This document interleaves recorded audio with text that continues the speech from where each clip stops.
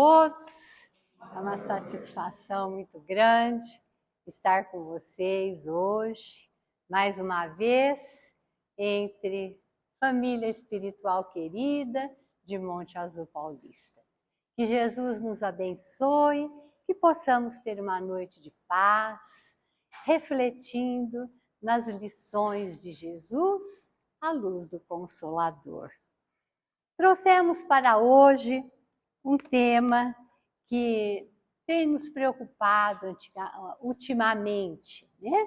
Um tema que todos os dias tem chegado à nossa casa, nos trazendo aflições, podemos dizer assim, adensando a atmosfera espiritual do nosso mundo, nos deixando preocupados com o futuro da nossa terra, das pessoas com quem amamos, com quem convivemos.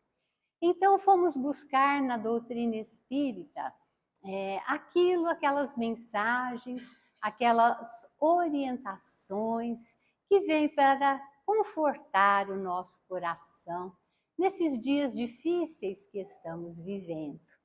Encontramos uma mensagem bonita de Eurípides Barçanufo, o querido espírito das terras de Minas, que retornou pelo médium Pedro de Oliveira Mundim, trazendo a mensagem tempos difíceis, que são os mesmos que estamos vivendo hoje.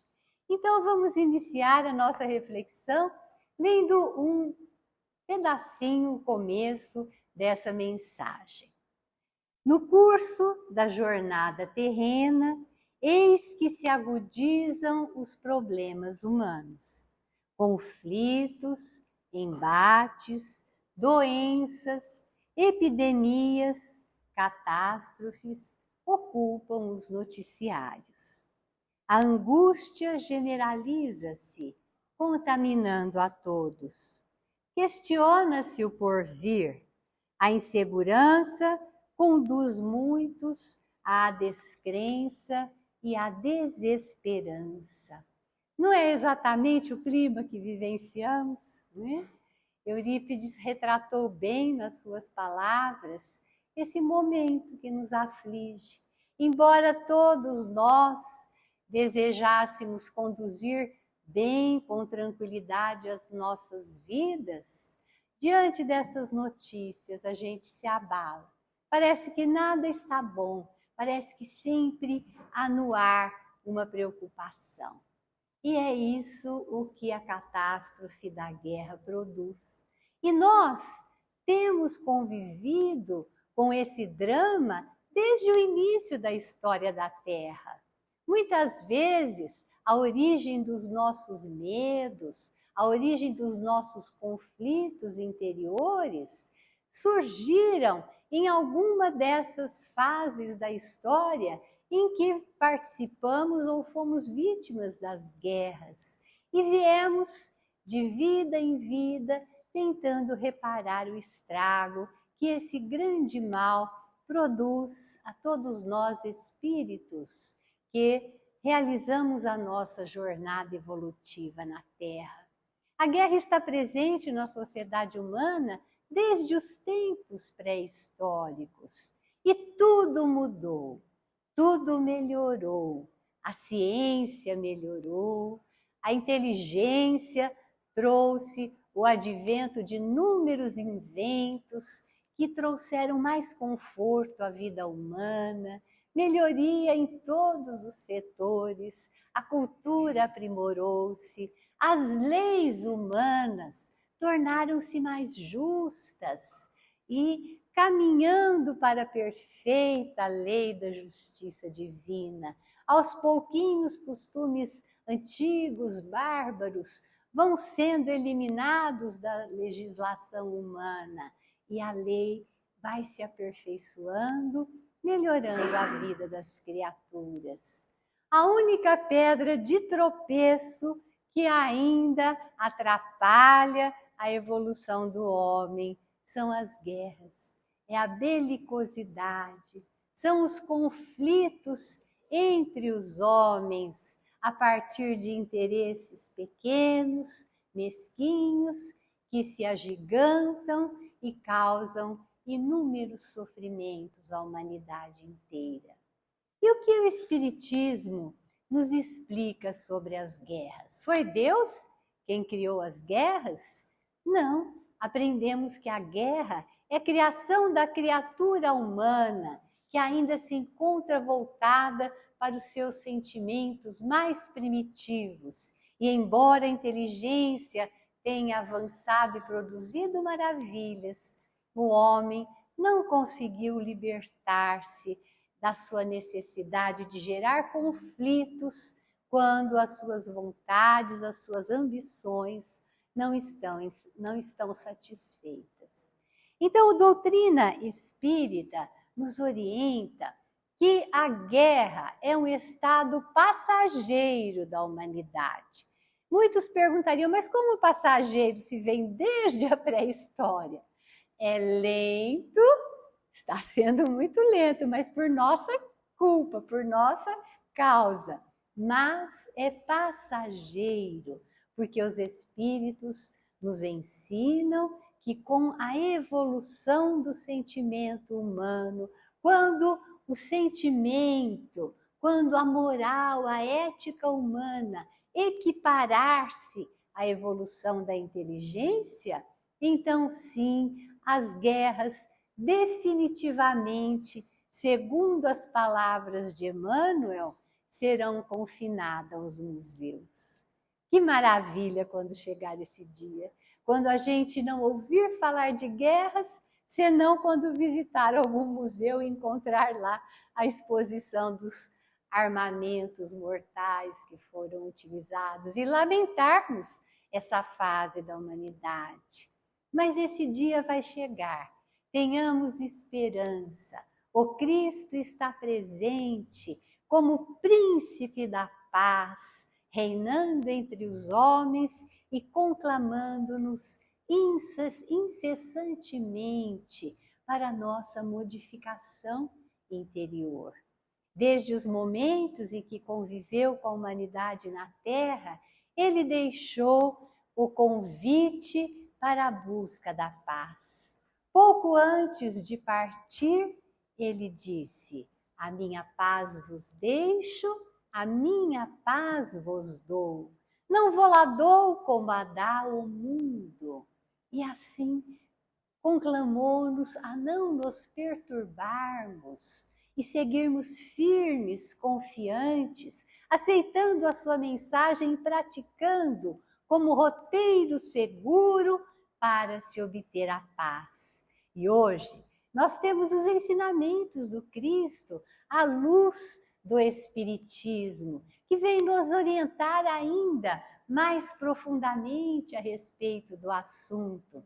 Nós temos o conhecimento da imortalidade da alma, da reencarnação, da lei de causa e efeito, que nos permite enxergar esse quadro todo de uma maneira mais ampla e compreender que tudo isso não é causado pela justiça divina, mas sim pelos muitos erros que cometemos em vidas anteriores e que continuamos a cometer atualmente.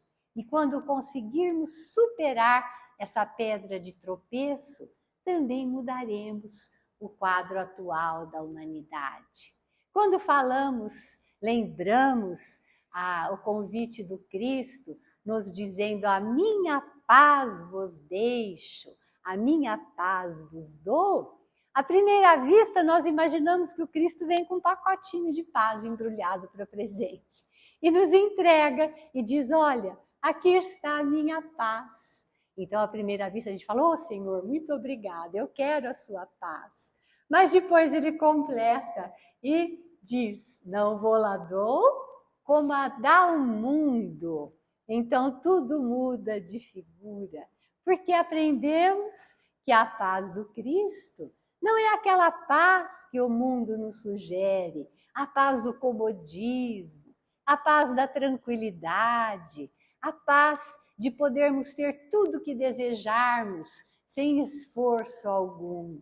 Não, a paz que ele nos oferece é a paz que nós devemos aprender a conquistar através de uma outra luta, que é o bom combate a que o apóstolo Paulo se referiu. O bom combate, que é a luta contra as nossas próprias imperfeições, contra aquilo tudo que há em nós ainda que dificulta a nossa convivência pacífica, não no mundo inteiro, mas com os irmãos que estão mais pertinho de nós, dentro do nosso lar, dentro da nossa família, em nosso trabalho. É essa nossa conquista se almejamos a paz do mundo. Nós devemos, a gente gostaria, diante dos ensinamentos do Espiritismo, de poder chegar ali para os líderes desses grandes conflitos que deixam o mundo aterrorizado e poder abrir-lhes a mente para que compreendam aquilo que nós aprendemos com o Espiritismo, para que compreendam a realidade espiritual que há por detrás de uma guerra, para que eles pudessem compreender com quantos milhares de espíritos eles estão se comprometendo perante a justiça divina e que terão que reparar no futuro a lei de causa e efeito. Gostaríamos de lhes falar e que eles compreendessem a verdade da reencarnação, que quando não aproveitamos bem os recursos que Deus nos oferece em nossa vida, teremos que voltar com inúmeras dificuldades e sem esses recursos para continuar estabelecendo a nossa trajetória evolutiva. Ai, se os grandes líderes que fomentam esses conflitos soubessem daquilo que o Espiritismo nos ensina, certamente as guerras teriam duração bem curta, não se prolongariam tanto, causando sofrimento. Inúmeros espíritos vêm nos relatar sobre a situação em que chegam do lado de lá aqueles combatentes mortos nas guerras. Muitos são acolhidos carinhosamente no plano espiritual, mas nem mesmo compreendem que partiram, que já deixaram o corpo físico. Outros continuam nos campos de batalha, nas ações de guerra, ali lidando e envolvidos naquela mentalidade agressiva, de ódio, de raiva, tentando ser vencedores.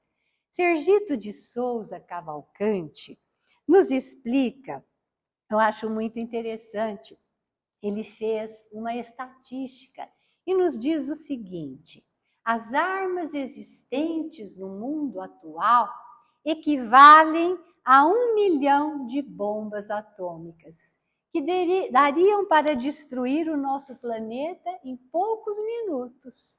E mais, dariam para destruir o planeta 16 vezes ou mais.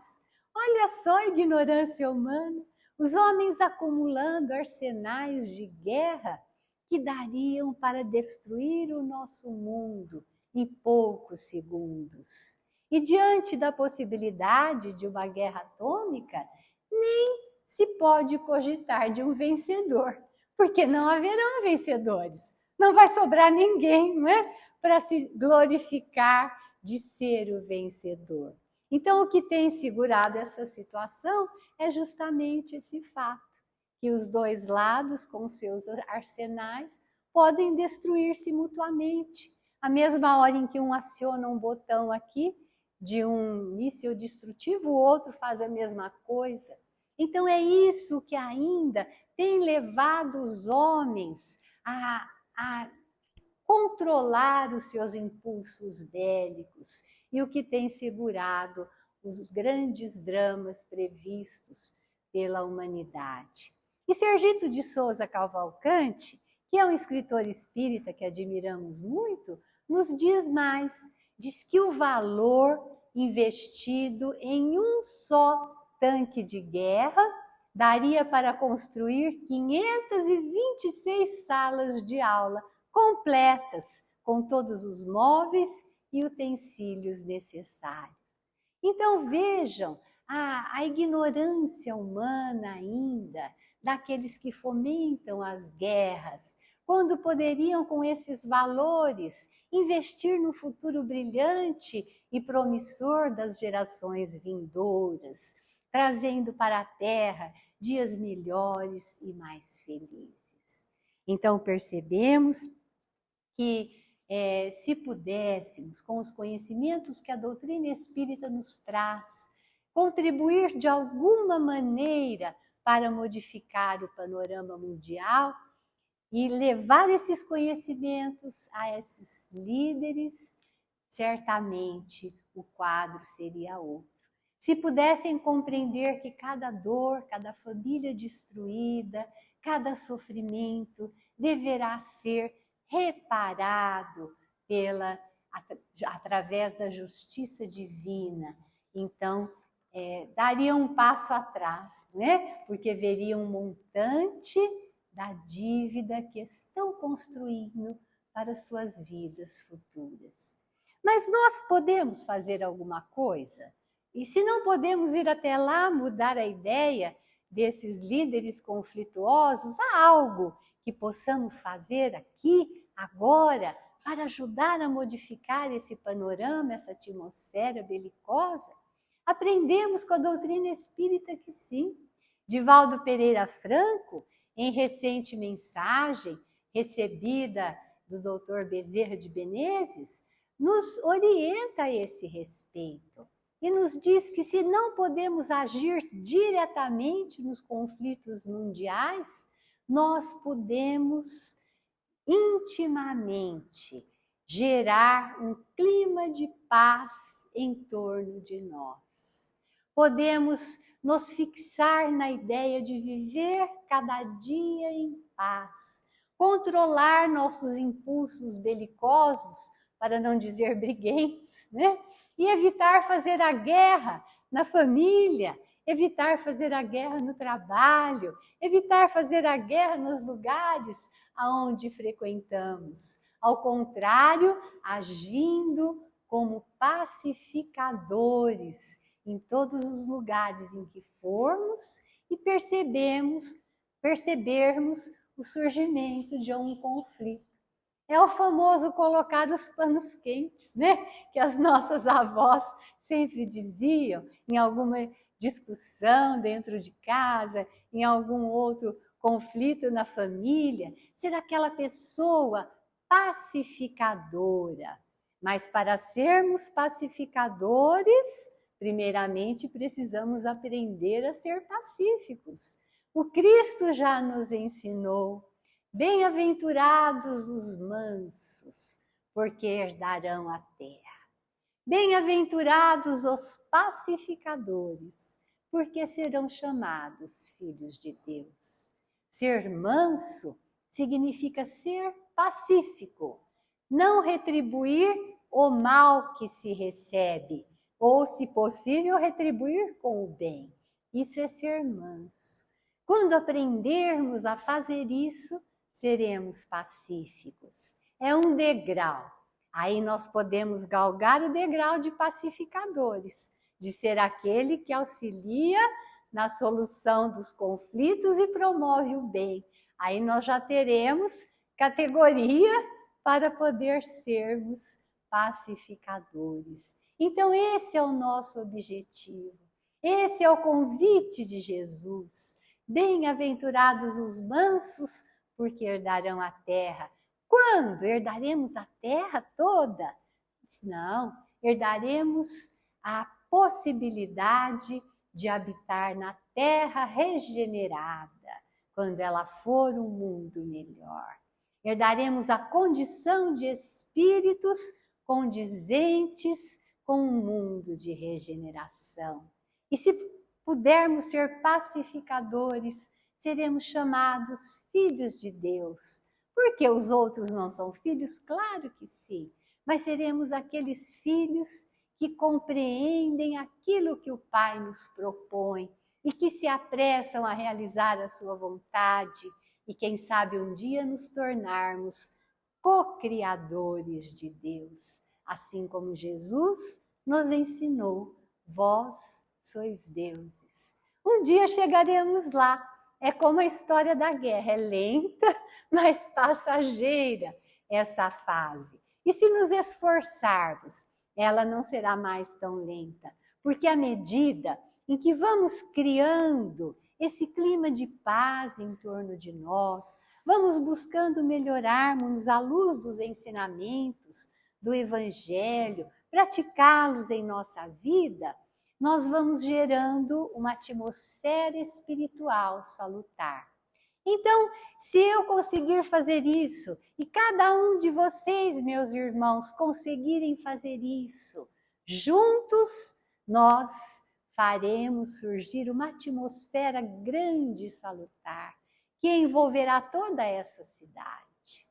E quando todos outros irmãos de outras cidades também pensarem no mesmo ideal, com a mesma firmeza, a atmosfera espiritual pacífica se tornará maior ainda, até o momento em que alcançará aqueles que vivem em conflito, levará consolo, levará esperança, fomentará um exemplo de ser pacífico, desejo de melhorar, de tornar a sua vida melhor, de sair daquele inferno diário, rotineiro que cada um vive. Então, influenciaremos na atmosfera das nações em conflito. Através da oração, quando juntos oramos pelos povos que estão em guerra, pelas vítimas da guerra, nós conseguimos abrandar muitas dores, nós conseguimos acalmar muita revolta, porque a prece tem um poder muito maior do que podemos imaginar, nos ensina o Evangelho. Ela atinge o seu objetivo quando nós emitimos o pensamento amoroso em direção àquele que sofre e produz resultados benéficos. É a doutrina espírita nos orientando. Então, sim, no mundo difícil que vivemos, podemos nos tornar pacíficos e pacificadores. Basta movimentar a força motriz da vontade. E um dia sermos semelhante àquele grande espírito que viveu na Índia, Mohandas Gandhi, chamado Mahatma, que quer dizer alma nobre, grande alma. Um dia, à sua semelhança, poderemos obter a paz através da não violência. Ele conseguiu libertar o seu povo da Inglaterra, do imperialismo inglês, através de atitudes não violentas, sem utilizar nenhuma arma, promovendo, conclamando o seu povo a orações, a jejuns, a resistência pacífica, a desobediência civil organizada, sem conflitos, e aos poucos foi conseguindo envolver a todo o seu povo. E olha que os indianos são muitos, né? Todo o seu povo naquele ideal, e foram então convencendo os ingleses que os dominavam, até que em 1947 a Índia se viu liberta, livre do imperialismo inglês, sem provocar nenhum tipo de morte, nenhum tipo de conflito. Logo mais, no ano seguinte, Mohandas Gandhi, tentando diminuir a tensão entre dois grupos religiosos, hindus e muçulmanos, sofreu um atentado por um muçulmano fanático. E naquele mesmo momento em que recebeu o tiro, a sua atitude foi de unir as mãos, olhar para a direção de onde veio o tiro e cair pacificamente, num gesto de perdão, fazendo o gesto, repetindo o gesto do Namastê. O Deus que habita em mim, habita também em você. Esse foi um dos maiores pacificadores que já houve na Terra depois de Jesus Cristo. E nos deixou o seu exemplo. A ONU reconheceu, oficializou o dia 30 de janeiro como sendo o Dia Internacional da Não Violência, em sua homenagem, porque foi nesse dia que ele foi assassinado. Então devemos a ele esse exemplo bonito, esse exemplo belo de como é possível vencer um conflito, vencer sem violência. Já a Argentina, por ocasião da Guerra das Malvinas, lutando contra os mesmos ingleses que os dominavam aquela parte de suas terras, agindo com belicosidade, provocaram a morte de milhares de soldados e não conseguiram obter a posse daquele território. Até hoje, 22.700 argentinos recebem uma pensão do governo por causa desse conflito, porque muitos eram adolescentes e foram enviados à guerra naquela época. Vejam só o que trouxe para o país, além de não conseguir manter a posse do território que queriam defender, eles ainda têm uma dívida grande com todos aqueles soldados que enviaram à guerra. E anualmente os argentinos têm que pagar uma pensão para eles. Então, são exemplos diferentes de conflitos contra o mesmo povo e atitudes diferentes, provocando a paz, a liberdade para uns e a derrota para outros. Então, apenas um exemplo de como é possível nós conservarmos a paz da maneira que Jesus nos ensinou. Emmanuel nos diz: tenhamos paz para com os que nos cercam, lutando contra as sombras que ainda perturbam a nossa existência. Esse é o bom combate, a luta contra as próprias sombras. Alimentando a guerra contra os nossos semelhantes, nos perdemos nas trevas exteriores e esquecemos o bom combate que deve ser travado em nós mesmos. É a guerra que deve acontecer dentro de nós e não entre nós. Bem interessante essa análise, né? Conservar a paz em Cristo não é deter a paz do mundo, é encontrar o tesouro eterno de bênçãos nas obrigações de cada dia.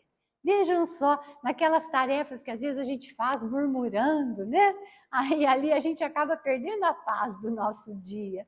Então Emmanuel vem nos lembrar, é no cumprimento das obrigações de cada dia que nós vamos encontrar a paz verdadeira. Não é fugir ao serviço, é aceitá-lo onde, como e quando determine a vontade daquele que prossegue em ação redentora junto de nós na terra. Quem é que até hoje prossegue em ação redentora junto de nós na terra? Ainda não cansou de nós? O Cristo. Então, se Ele trabalha por nós, por que nós vamos murmurar, né? No nosso trabalho, nas nossas obrigações de cada dia. E assim é que nós vamos, aprendendo a vencer as nossas dificuldades. Chico Xavier era um pacificador nato também, já brasileiro, né? Falamos de Gandhi, vamos falar um pouquinho de Chico. Vamos lembrar uma história interessante em que ele nos deu um exemplo assim de paz muito grande. Foi quando ele se mudou para Uberaba. E diz que ali ele foi morar numa casinha muito humilde, tinha um quintal acanhado, pequeno, mas o Chico resolveu fazer uma horta ali naquele quintal, para suprir ali as suas necessidades do dia a dia. Ele e um amigo foram e fizeram essa hortinha. E eles trabalharam com dedicação, plantaram, cuidaram. E assim que começou a brotar as primeiras verduras, eles ficaram felizes. Mas à noite eles tiveram uma decepção. Foram lá ver a horta e um exército de formigas estava invadindo a horta que o Chico e seu amigo fizeram. E estavam ali destruindo tudo, provocando o maior estrago, logo no momento em que eles aguardavam colher a primeira produção da hortinha. O Chico ficou aborrecido, mas não se deu por desanimado. No outro dia foram lá, refizeram todo o estrago, tiraram as plantinhas, replantaram as mudinhas e deixou a hortinha lá molhada. Quando foram olhar no dia seguinte, lá estava o exército de formigas em fila indiana, falando dos indianos, né? É bem assim que o Chico relata a história. Em fila indiana, atacando a sua horta. E ele, já passado algum tempo, não sabia mais o que fazer, porque ele queria muito ver aquela horta progredir e não conseguia, apesar dos seus esforços. Então ele resolveu fazer um manifesto. E ele falou: vou intimar as formigas. É bem a cara do Chico. Escreveu um discurso. Formiguinhas, vocês não percebem que vocês estão cometendo um ato de falta com a caridade, invadindo a nossa horta? Isso não é justo, porque no terreno do lado há inúmeras plantas, há uma mata que a natureza colocou ao seu dispor para que não prejudicassem a vida de ninguém. Escreveu mais: eu vou dar 3 dias para vocês se retirarem da minha horta, senão eu vou tomar sérias providências. E conta a história que ele chegou lá com o discurso e leu para as formigas, enquanto elas estavam lá atacando a sua horta. E conta o historiador que não foram precisos 3 dias, que as formigas no dia seguinte abandonaram a horta do Chico e foram procurar outro lugar para se alimentar, com exceção de uma única formiguinha. Aí o amigo, brincando, falou: ô Chico, por que será que essa formiguinha sobrou aqui e não foi embora junto com as outras? O Chico: ah, meu irmão, essa é uma formiga subversiva. Então, com muito bom humor, o Chico resolveu o seu problema pacificamente. Tivéssemos nós a capacidade do Chico, né, gente? Chico é o Chico.